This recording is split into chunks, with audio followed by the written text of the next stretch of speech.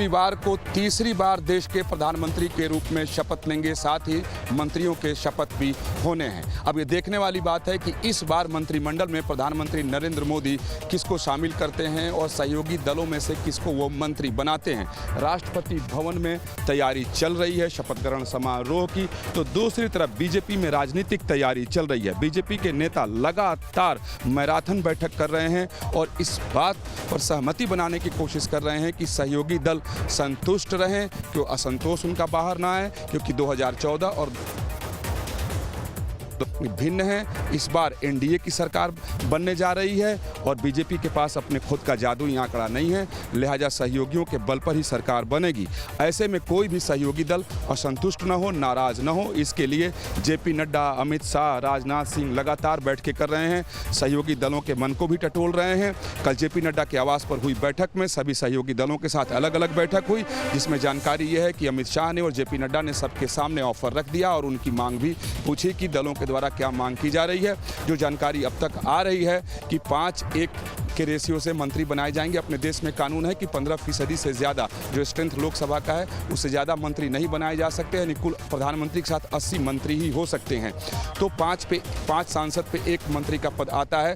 लेकिन जानकारी ये भी आ रही है कि सहयोगी दलों को संतुष्ट करने के लिए प्रधानमंत्री नरेंद्र मोदी जेडीयू और टीडीपी को ज़्यादा सीट दे सकते हैं, यानी इन दलों से ज़्यादा मंत्री बनाए जा सकते हैं, यानी 4 पर 1, यानी 4 सांसद पर 1 मंत्री का पद प्रधानमंत्री नरेंद्र मोदी जेडीयू और टीडीपी को दे सकते हैं। इस हिसाब से 3 मंत्री का जो पद है वो जेडीयू के खाते में जा सकता है और 4 टीडीपी के खाते में जा सकता है।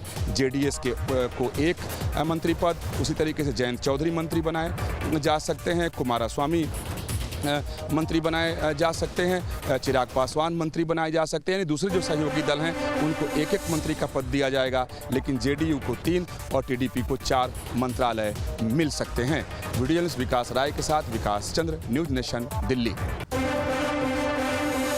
9 जून की शाम में प्रधानमंत्री नरेंद्र मोदी एक बार फिर से तीसरी बार अपने पद की शपथ लेंगे। ऐसे में राष्ट्रपति भवन में तैयारियां अंदर बहुत ज़ोर शोर से चल रही हैं, लेकिन यदि राष्ट्रपति भवन के बाहर की तस्वीर दिखाई जाए तो आप देख सकते हैं कि 3 लेयर की जो सुरक्षा व्यवस्था है वो दिल्ली पुलिस की तरफ से यहाँ पर की गई है। इस शपथ ग्रहण समारोह में करीब 8000 मेहमान प्रधानमंत्री नरेंद्र मोदी की इस ऐतिहासिक तारीख के गवाह बनेंगे। इसमें कई जो विदेशी मेहमान हैं, मालदीव है, श्रीलंका है, भूटान है, इन तमाम देशों के राष्ट्राध्यक्ष आकर के शामिल होंगे। ऐसे में 3 लेयर की सुरक्षा व्यवस्था दिल्ली पुलिस की तरफ से की गई है। पूरी तरह चाक चौबंद है यहाँ पर पुलिस। आप देख सकते हैं जो भी वाहन इस राष्ट्रपति भवन की विजय चौक वाली सड़क पर जा रहा है, हर एक वाहन की सघन तौर पर चेकिंग की जा रही है। हर एक वाहन को चेक करके ही इन बैरिकेड्स को पार करने दिया जा रहा है। 3 लेयर की चूंकि सुरक्षा व्यवस्था है, आई कार्ड चेक हो रहे हैं। देखिए हर एक शख्स का आई कार्ड चेक हो रहा है और आई कार्ड चेक होकर के वाहन की चेकिंग होने के बाद ही उसको इन बैरिकेड्स को पार करने दिया जा रहा है। चूंकि दिल्ली पुलिस ने नो फ्लाइंग जोन इस पूरे नई दिल्ली एरिया को घोषित किया हुआ है। कोई भी ड्रोन, कोई भी पैराग्लाइडर इस एरिया में 2 दिन तक नहीं उड़ सकता है। धारा 144 लागू है। ऐसे में सघन चेकिंग यहाँ पर जो तमाम सुरक्षा बल हैं उनकी तरफ से यहाँ पर चलाई गई है। दिल्ली पुलिस ने पहली जो बैरिकेड है उस पर अपनी व्यवस्था को यहाँ पर कड़ा किया है, चेकिंग की है। साथ ही साथ जो दूसरी बैरिकेटिंग है, 3 लेयर में से जो दूसरी बैरिकेटिंग है उसके अंदर अर्धसैनिक बलों की 6 जो टुकड़ियां हैं उन्हें तैनात किया गया है। साथ ही साथ जो तीसरी लेयर है उसमें स्वात कमांडो, एनएसजी कमांडो को पूरी तरह तैनात किया गया। आप देख सकते हैं कि सामने ये नॉर्थ ब्लॉक है, साउथ ब्लॉक है, अंदर ये राष्ट्रपति भवन का रास्ता है जहाँ पर कल शपथ ग्रहण का समारोह होना है। ऐसे में चप्पे की चेकिंग जो है वो यहाँ पर की गई है। 3 जो लेयर की सुरक्षा व्यवस्था है, अर्धसैनिक बलों की जो 6 टुकड़ियां हैं उन्हें इस पूरे विजय चौक के आसपास, राष्ट्रपति भवन के आसपास, इस पूरे एरिया में इन अर्धसैनिक बलों की 6 टुकड़ियों को तैनात किया गया है, ताकि इस पूरे इलाके में कोई भी जो आसपास की, आप देख सकते हैं जो आसपास की जो ऊंची इमारतें दिखाई दे रही हैं, इन तमाम इमारतों पर एनएसजी के जो कमांडो हैं, स्वात के जो कमांडो हैं और जो स्नाइपर्स हैं उनको भी यहाँ पर तैनात किया जाएगा, ताकि कोई भी परिंदा न पर मार सके, कोई भी अप्रिय घटना इस इलाके में ना घट सके, शांतिपूर्वक और अच्छे तरीके से शपथ ग्रहण का ये समारोह हो सके। ऐसे में सुरक्षा व्यवस्था यहाँ पर पूरी तरह से चाक चौबंद की गई है। वीडियो जर्नलिस्ट संजय कुमार के साथ मणिदीप शर्मा, न्यूज़ नेशन। विश्व के सबसे बड़े लोकतंत्र के शपथ ग्रहण समारोह यानी मंत्रिमंडल के शपथ ग्रहण समारोह के साक्षी बनने के लिए विदेशी मेहमान भी राजधानी दिल्ली पहुंचने वाले हैं। इनके लिए 4 होटलों को चुना गया है, ताज, आईटीसी मौर्या, लीला और ओबराय, और उनकी सुरक्षा उसी तरीके से सुनिश्चित की गई है जैसे G20 बैठक में की जाती थी। जो मेरे पीछे आपको ये रोड नजर आ रही है, दरअसल ये सरदार पटेल मार्ग है। जो धौला कुआं से केंद्रीय दिल्ली तक जाता है। और जब भी वीवीआईपीज़ की मूवमेंट होगी यानी रविवार शाम, तो इस पूरी की पूरी सड़क को बंद कर दिया जाएगा, रूट लगा दिया जाएगा। दिल्ली पुलिस की मौजूदगी अभी भी यहाँ पर देख सकते हैं और होटल के अंदर के कुछ कमरों को भी सिक्योर कर दिया गया है C4I के लिहाज से। मैं चाहूँगा कि मेरे कैमरा सहयोगी जो होटल के ऊपर ITC मोरे के ऊपर टावर्स लगे हुए हैं उनकी तरफ भी फोकस करे।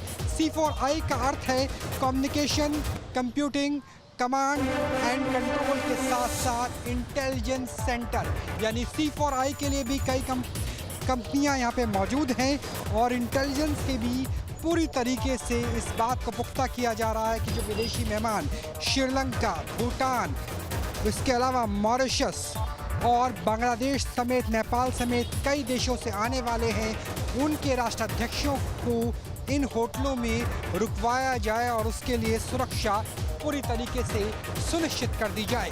तो यहाँ से लेकर के और केंद्रीय दिल्ली यानी धौला कुआं के बाद नो फ्लाई जोन बना दिया गया है। सीसीटीवी के सहारे तमाम सड़कों की सर्विलांस की जा रही है, निगरानी की जा रही है। आर्टिफिशियल इंटेलिजेंस से लेकर कमांड एंड कंट्रोल के साथ इंटेलिजेंस सेंटर को भी बना दिया गया है। तो कुल मिलाकर के G20 की तर्ज पर अभेद हो चुकी है केंद्रीय दिल्ली की पूरी सुरक्षा शपथ ग्रहण समारोह से ठीक पहले। कैमरा सहयोगी विपिन कुमार के साथ राहुल डबास, न्यूज़ नेशन दिल्ली। देश में जहां एक तरफ रविवार को नरेंद्र मोदी तीसरी बार प्रधानमंत्री का शपथ लेने वाले हैं, वहीं दूसरी तरफ जेडीयू के तरफ से एक बड़ा दावा किया है। जेडीयू नेता केसी त्यागी ने कहा है कि इंडिया ब्लॉक की तरफ से नीतीश कुमार को पीएम बनने का ऑफर मिला था, लेकिन नीतीश कुमार ने इसे ठुकरा दिया। देखिए, ये बयान उस वक्त आता है जहां एक दिन बाद देश में तीसरे बार नरेंद्र मोदी प्रधानमंत्री बनने वाले हैं। आज जब केसी त्यागी से ये सवाल पूछा गया तो केसी त्यागी ने एक निजी चैनल को बयान देते हुए कह दिया कि नीतीश कुमार को इंडिया ब्लॉक की तरफ से ऑफर मिला था और नीतीश कुमार को पीएम बनाने की बात आई थी, लेकिन नीतीश कुमार ने इनकार कर दिया और कहा कि हम एनडीए गठबंधन के साथ रहेंगे। वहीं जब ये बयान सामने आया तो आरजेडी ने इस पर पलटवार किया। आरजेडी के नेता का कहना है कि अगर ये बात है तो वो प्रूव करे और साबित करे कि किस नेता ने नीतीश कुमार को फ़ोन किया और नीतीश कुमार को पीएम बनने का ऑफर दिया। कि जानबूझकर इस तरीके का बयान जो है वो जेडीयू के नेताओं के द्वारा दिया जा रहा है ताकि पीएम जो है वो कोई और बने, ना कि नीतीश कुमार। इतना ही नहीं, जिस तरीके की स्थितियां लगातार बिहार में बन रही है, नीतीश कुमार किंग मेकर के तौर पर नजर आ रहे थे, लेकिन जब नीतीश कुमार ने समर्थन दे दिया प्रधानमंत्री नरेंद्र मोदी को, उसके बाद अब जेडीयू की तरफ से ये बड़ा बयान आया है। अब देखना होगा इस बयान के बाद देश की राजनीति में किस तरीके की खलबली मचती है। वीडियो जर्नलिस्ट सत्येंद्र कुमार के साथ उत्कर्ष, न्यूज़ नेशन, पटना। प्रधानमंत्री नरेंद्र मोदी कल देश के तीसरी बार प्रधानमंत्री बनने जा रहे हैं और अब पूरे देश से उनको बधाइयां जो हैं वो दी जा रही हैं। और जम्मू में उनके लिए यहाँ पर उनके जो प्रशंसक हैं उन्होंने एक खास तोहफा जो है वो यहाँ पर तैयार किया है। हम आपको वो तोहफा जो है वो यहाँ पर दिखाने जा रहे हैं। आप तस्वीरों में देख सकते हैं जम्मू में यहाँ पर एक ज्वेलर हैं, उन्होंने यहाँ पर ये कमल का फूल जो है वो यहाँ पर चांदी से तैयार किया है। ये जो तोहफा इन्होंने तैयार किया है, ये जो प्रधानमंत्री नरेंद्र मोदी ने पिछले कुछ सालों में यहाँ पर काम किए हैं उससे कहीं ना कहीं ये लोग प्रभावित हैं और उसी को लेकर इन्होंने ये जो तोहफा है वो तैयार किया है। हमारे साथ रिंकू जी हैं, उनसे यहाँ पर बात करते हैं। ये तोहफा आपने विशेष रूप से कैसे तैयार किया उनके लिए? देखिए, सबसे पहले तो मैं आपका धन्यवाद करना चाहता हूँ। तो ये तोहफा जैसे हमारे जम्मू कश्मीर में 370 को जब समाप्त किया था और जब 500 साल हमारा राम मंदिर का जो बन नहीं पा रहा था, वो कोई ऐसे कोई आम इंसान नहीं वो कर पाता था, तो तभी हमने एक प्रण लिया कि हम कुछ ऐसा एक मतलब तोहफा तैयार करेंगे जो भारतीय जनता पार्टी का जैसे सिंबल भी है हमारा बीजेपी का, तो जो ऐसा किसी ने दिया नहीं होगा, तो वो चीज़ हमें इच्छा हुई ये करने के लिए तैयार, तो वो हमने अपने खुद हाथों से जी इसको तैयार किया। तोहफा जो है वो प्रधानमंत्री नरेंद्र मोदी के लिए यहाँ पर तैयार किया गया है। पूरा का पूरा ये चांदी से बना हुआ है। जो प्राइम मिनिस्टर नरेंद्र मोदी जो नीचे लिखा हुआ है वो भी यहाँ पर चांदी से बनाया गया है। ऐसे में तोहफे तो नरेंद्र मोदी जी को पूरे देश से यहाँ पर मिलने वाले हैं, लेकिन ये अलग से ये तोहफा है, इसमें जो बीजेपी है उसका पार्टी सिंबल कमल है और ये जो पूरा का पूरा इन्होंने यहाँ पर ये कमल जो है वो यहाँ पर चांदी से बनाया है। वीडियो जर्नलिस्ट इजाज़ अहमद के साथ शाहनवाज खान, प्रशासन पश्चिमी चंपारण ने बढ़ती हुई गर्मी को देखकर येलो रेड अलर्ट घोषित कर दिया है। आपको बता दें कि पश्चिमी चंपारण में लगातार बढ़ती हुई गर्मी को देखकर जिला प्रशासन ने हाई अलर्ट घोषित करते हुए सबों लोगों को घर से नहीं निकलने का आग्रह किया है। जिला प्रशासन का कहना है कि जरूरी काम हो, विशेष जरूरी काम हो तभी घर से निकले, अन्यथा घर में ही बच रहें और गर्मी से बचें। आपको बता दें कि पूरा रोड सुनसान हो गया है, लोग घर से नहीं निकल रहे हैं। 42 डिग्री सेल्सियस के करीब पहुंच गया है तापमान की लगता है कि लोगों का शरीर जल जाएगा। स्थानीय लोगों से पूछे जाने पर लोगों ने बताया कि गर्मी ने जीना मुहाल कर दिया है। अभी जो है 42 डिग्री सेल्सियस टेम्परेचर है, लोगों को घर से निकलना मुश्किल हो गया है। लोगों में त्राहिमाम है, लोग परेशान हैं। जिला प्रशासन इस पर पानी का व्यवस्था कम से कम करे चौक चौराहा पर, इससे कुछ लोगों को राहत मिलेगी। गर्मी एकदम त्राहिमाम है, गर्मी एकदम अपने चरम सीमा अपने जवानी पर है। 40 डिग्री 42 डिग्री के आसपास गर्मी का है। हम लोग धूप में तप रहे हैं, मजबूरी है इसलिए हम लोग घर से निकल रहे हैं। अपना काम धाम यही समाहरणालय में हमारा काम है। प्रशासन के द्वारा ये तो बता दिया गया है कि चौक चौराहे पर पानी और की व्यवस्था कर दी गई है, लेकिन स्टॉल लगा दिया गया है और पानी नदारत है। लोग पानी के लिए भी आने जाने वाले तरस रहे हैं। बेतिया से न्यूज़ नेशन सत्येंद्र पांडे। पूरे देश में झारखंड आदिवासियों और जो है आदिम जनजातियों का सबसे बड़ा राज्य कहलाता है। और यहाँ पर अगर बात किया जाए तो सरकार भी यहाँ पर जो है ट्राइबल्स यानी कि आदिवासियों का है। लेकिन जो तस्वीर आपको हम दिखा रहे हैं ये साहिबगंज ज़िले की जो है वाकुडी पंचायत की तस्वीर है, जो तालझारी पंचायत के अंतर्गत आता है। जो तस्वीर आप देख पा रहे हैं किस प्रकार जो यहाँ पर काफ़ी सारा जो जनजाति समुदाय के जो लोग हैं इनके हाथ में जो है राशन कार्ड है, लेकिन इन लोगों को राशन लगभग 3 महीना से जो है नहीं मिला है। यहाँ तक कि जो है राशन ही नहीं बल्कि इनके कार्ड में जो अंकित है वो भी इन लोगों को नहीं मिला है। जबकि डाकिया योजना की अगर हम कभी भी चर्चा करते हैं तो ये झारखंड सरकार का महत्वपूर्ण योजना है और इस योजना के तहत इन लोगों को घर घर यानी कि डोर स्टेप डिलीवरी पहुंचा करके इन लोग को राशन देने का काम जो है एमओ का है। लेकिन ग्रामीणों का आरोप है साफ शब्दों में कि इन लोग को 3 महीना से राशन मिला ही नहीं है। साथ ही साथ इन लोग का कार्ड में जो तेल अंकित है, इसके अलावा जो नमक है, दाल है, वो तो मिला ही नहीं है। हम ग्रामीणों से बातचीत करेंगे और जानने का प्रयास करेंगे कि आप लोग जो यहाँ पर हाथ में कार्ड लेकर के हैं, क्या मामला है आप लोगों का?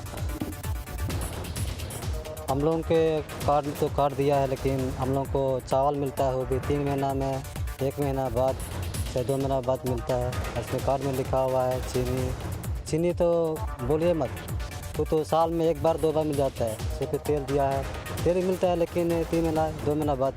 उसके बाद इसमें लिखा है मोटा अनाज, तो हमको पता भी नहीं है मोटा कौन सा मोटा अनाज है। उसके बाद फिर दिया है गेहूँ का भी नाम नहीं पता है कि गेहूँ कैसा होता है, हम जानते भी नहीं है उसके बारे में। इसमें तो हम चावल भी तो बहुत मुश्किल से 1 महीना मिलते हैं, उसके बाद 2 महीना 3 महीना नहीं मिलते हैं। और गेहूँ भी नहीं मिलते हैं, चीनी भी नहीं मिलते हैं, दाल भी नहीं मिलते हैं और तेल भी नहीं मिलते हैं। यह क्या बात है, हम लोग को भी बोल के सुनाइए। यह दिक्कत है कि हम लोग का दिक्कत है ना आप लोग का दिक्कत है, तो हम लोग को सुनना जरूरी है। क्योंकि हम लोग को गरीब आदमी है, पार में चाष बास नहीं हो रहा है, पानी बरिशा नहीं, साल भर तो पूरा नहीं होती है, इसीलिए हम लोग दिक्कत में रहते हैं, बड़ी भूख में रहती है। इसीलिए हम लोग को बोल के सुनाइए, नहीं तो देना है तो हम लोग को आसरा लगती है, नहीं देना तो हम लोग खा के रहेंगे। अब ऐसे में सवाल ये उठता है कि आखिर इन लोग का जो अनाज है, इन लोग का जो राशन है, उस पर हकमारी कौन कर रहा है। और ये लोग जिले के डीसी हेमंत सती से जो है कार्रवाई करने की मांग किए हैं और ज़रूरत भी है कि जिले के जो डीसी है वो इस मामले में जो है कार्रवाई करें, ताकि लोगों को जो मिलने वाले जो अनाज है वो इन लोगों को सही तरीक़ा से मिले। Govind Thakur, news nation, Sahibganj. बिहार में फिर एक बार भागलपुर में पकड़वा शादी का मामला सामने आया है। यह मामला कुछ अलग हटकर है। क्योंकि यहाँ पर जब पकड़वा शादी होता है तो लड़के को लड़की पसंद नहीं होता है, जिसके बाद लड़का जो है जहर खा लेता है। जहर खाने के बाद इसकी स्थिति जब नाजुक हो जाती है तो लड़के को इलाज के लिए परिजनों के द्वारा भागलपुर के मायागंज अस्पताल में भर्ती कराया जाता है। और यहाँ पे इसके परिजन जो है इनका साफ तौर पे कहना है कि लड़के का पकड़वा शादी हुआ था, जबरिया शादी हुआ था, जो लड़का लड़की को देखकर पसंद नहीं हुआ। इसके बाद लड़के ने जो है चुपचाप जहर खा लिया। लड़की पसंद नहीं था, फिर भी जोर जबरदस्ती लड़की वाली तरफ से शादी ब्याह कर दिया और ये बेचारे देखिए जहर खा लिया है। क्या नाम है? शिवनंदन कुमार ठाकुर, पीतम बिंदेसी ठाकुर नाम है। ये कहाँ मतलब कहाँ से? ये गोड़ियासी है, गोड़ियासी गांव है। थाना कौन सा? अमरपुर, हमारा अमरपुर थाना है। सबको जबरदस्ती शादी करवा दिया और सबको जबरदस्ती शादी करवा के जो है ना, इनको लड़की पसंद है, शुरू से कह रहा लड़की पसंद नहीं है, हम शादी नहीं करेंगे उससे, फिर भी जोर जबरदस्ती शादी करवा दिया। पापा इसको डराया धमकाया, पापा सब गया है, पापा सबको किडनैप करके रख लिया उसने। हमारे गांव के गया है तो अभी पापा भी मेरा उसी लड़की के पापा ने किडनैप करके रखा है। कौन सा थाना पड़ता है? हमारा थाना अमरपुर पड़ता है। और अभी लड़का की स्थिति नाजुक बताई जा रही है। आलोक झा, न्यूज स्टेट, भागलपुर। बीते 2 जून को इसी स्थान पर भवानीपुर के चर्चित व्यवसायी गोपाल यादव के अपराधियों ने गोली मारकर हत्या कर दी थी। अभी हम इसी जगह पर मौजूद, आप देख सकते हैं प्रशासन के द्वारा यहाँ सुरक्षा के लिए हाउस गार्ड भी दिए गए थे, क्योंकि इनकी जान को खतरा भी है उसी जमीन विवाद को लेकर जिसमें हत्या हुई थी उनकी। और उनके भाई अभी हमारे साथ मौजूद है, इनसे जानते हैं क्योंकि घटना के 6 दिन से ज़्यादा बीत चुके हैं। अभी तक अपराधियों की गिरफ्तारी तो दूर, अपराधियों को पुलिस डिटेक्ट भी नहीं कर पा रही है। हालांकि एसपी ने कहा है कि इस पूरे मामले का अनुसंधान किया जा रहा है, बहुत जल्द इस पूरे मामले का खुलासा कर लिया जाएगा। आइए इनसे जानते हैं। घटना के 6 दिन बीत चुके हैं, क्या अभी तक अपडेट कुछ पता चला है आप लोग? अभी तो खाली प्रशासन ये मालूम हो रहा है कि हम लोग बहुत नज़दीक आ गए हैं और अभी तक कोई फैसला तो आया नहीं है। हम चाहते हैं कि प्रशासन जल्दी दोषी आदमी को सजा दिलवाए ताकि भैया के आत्मा को शांति मिले। अच्छा, हम लोग को भी धमकी मिल रहा है क्या ये घटना के बाद? आप लोग को भी जान माल का डर है? आप लोग आवेदन जान माल का पूरा डर है हम लोग का। अभी एक भी आदमी हेलमेट लगा भूल चूक से क्रॉस कर जाता है तो भय हो जाता है मन में, बहुत तो हम लोग भय में जी रहे हैं। भवन देवी मंदिर में पूजा में गया था मेरा भतीजा, एक आदमी भवन देवी मंदिर में हेलमेट लगा भीतर गया, ना पूजा वूजा किया ना कुछ किया, फिर वापस हेलमेट लगा के वापस हो गया। आप लोग कैसा लग रहा है कि रेकी कर रहा है? हाँ, रेकी कर रहा है। अपराधी था कि नहीं था वो कह नहीं सकते, लेकिन मन में अभी शंका, बढ़िया आदमी पे डर लगने लगता है देख के। उनकी हत्या जमीन विवाद को लेकर की? हाँ, जमीन विवाद और प्लस फर्जी केवाला के विरुद्ध आप लोगों ने आवेदन भी दिया? हाँ, कोई कार्रवाई नहीं हुई? नहीं, कुछ नहीं, कोई सुनवाई नहीं होता है। हम ही को दोषी बना देता है कि आप ही गलत है। ये थे उनके भाई। और अगर धमधा अनुमंडल की बात करें तो धमधा अनुमंडल में जमीन विवाद को लेकर लगातार हत्याएं हो रही है और इसको रोकने में कह सकते हैं प्रशासन पूरी तरीके से विफल है। प्रशासन से परिजन मांग कर रहे हैं कि जल्द से जल्द इस पूरी घटना को उद्भेदन हो, जिन लोगों ने इस घटना को अंजाम दिया उन्हें गिरफ्तार किया जाए और इनकी जो समस्या है जमीन विवाद को लेकर उसे भी प्रशासन जल्द से जल्द सुलझाए। Sushant Kumar, news nation, Purnia. Dhamdaha Rupauli state highway पर स्थित ढोकवा मोड़ के समीप 11,000 की तार के चपेट में आने से एक बालक झुलस गया और बिजली विभाग पर लापरवाही का आरोप लगाते हुए आक्रोशित ग्रामीणों ने देख सकते हैं इस मुख्य सड़क को जाम कर दिया है। बड़ी संख्या में यहाँ ग्रामीण जमा और ग्रामीणों का कहना है कि पिछले साल भी यहाँ पर इसी लापरवाही के कारण आग लगी थी जिसमें कई घर जलकर राख हो गए थे। उसके बावजूद बिजली विभाग ने इसमें कोई सुधार नहीं किया और आज 11,000 तार की चपेट में आने से एक बालक झुलस गया है। बालक की स्थिति गंभीर बनी हुई। फिलहाल यहाँ धमधा पुलिस पहुंची हुई है लोगों को समझाने बुझाने का कार्य कर, लेकिन लोग काफ़ी आक्रोशित हैं। लोगों ने कहा कि विद्युत विभाग की लापरवाही से ऐसी घटनाएं लगातार घट रही हैं। धान का बिया छिट रहे थे, मेरा पत्नी खाना लेके गया, उसके बाद मेरा भौजाई है वो बोला कि देखिए ना वहाँ पर बिजली में पता जल गया, तो हम लोग बोले हो वैसे मजाक कर रहा है। तो तारों को भेजे, हम तारों को भेजे तो सब लेके हॉस्पिटल गया। अभी तक उसका पूरा शरीर जल के पूरा शरीर अति है। उन्होंने कहा चुरा करना है, हमके पास में पैसा नहीं है। बच्चा कहाँ है अभी पूर्णिया में है। अभी कहाँ से हम पैसा ना लेंगे कि उसका इलाज करेंगे। एक 10 वर्ष का लड़का था जो ये ढोकवा मोड़ के पास रहता था। 11,000 वोल्ट का जो वायर है उसके चपेट में आ गया। वो खेल रहा था, जिसके कारण उसकी हालत बहुत सीरियस हो गई है। पूर्णिया सदर हॉस्पिटल में एडमिट है। उसी के वजह से लेके बिजली विभाग के अगेंस्ट में लोग यहाँ पे जो है सड़क जाम कर दिए हैं। यह सड़क जाम भवानीपुर धमदाहा मुख्य सड़क मार्ग पर हुई है। हम लोग यहाँ ससमय पहुँच के भीड़ को नियंत्रित करके उनको समझाने बुझाने का काम कर रहे हैं। सीनियर ऑफिसर्स को भी जो इन्फॉर्मेशन किया गया वो लोग भी आ रहे हैं। मामला जल्दी ही काबू में आ जाएगा। लेकिन इस ओर बिजली विभाग कोई ध्यान नहीं दे रहा है। Sushant Kumar, news nation, Purnia. उन्नाव के शुक्लागंज के आनंदपुरम में उस समय हड़कंप मच गया जब फ्यूजल गैस लाइन की फट जाने से वहाँ पे गैस रिसाव शुरू हो गया। गैस रिसाव होने से मोहल्ले के लोगों में हड़कंप मच गया और जो आनंद पान वहाँ पे अधिकारियों को सूचना दी। इस दौरान फ्यूजल के जो कर्मचारी थे लगभग 1.5 घंटे देरी से पहुँचे तो यहाँ पे हालात भयावह हो गए थे। आग भी लग गई थी। लोग आग पर काबू पाने के प्रयास कर रहे थे। इस दौरान दमकल को सूचना दी गई तो करीबन 1 घंटे बाद दमकल वहाँ पे पहुँचती है। तो कड़ी मशक्कत के बाद लगभग 2 घंटे कड़ी मशक्कत की जाती है। उसके बाद आग पर काबू पाया जाता है। यहाँ पे जो फ्यूजल के अधिकारी थे उनकी बड़ी लापरवाही सामने आई है, क्योंकि उनकी लापरवाही के चलते वहाँ पे हालात काफ़ी बिगड़ चुके थे। लेकिन गनीमत रही कि कोई बड़ा हादसा नहीं हुआ है। अग्निशमन अधिकारी मौके पर पहुंचे हैं। उन्होंने आग पर काबू पाने के बाद जो फ्यूजल के अधिकारी हैं उन पर लापरवाही को लेकर उन्होंने वहां पे नाराजगी भी व्यक्त की है। उनका कहना है इस पूरे मामले में क्योंकि लापरवाही थी, इसमें बड़ा हादसा हो सकता था, तो अधिकारियों को दोषी जो कर्मचारी हैं उनकी जवाबदेही तय करते हुए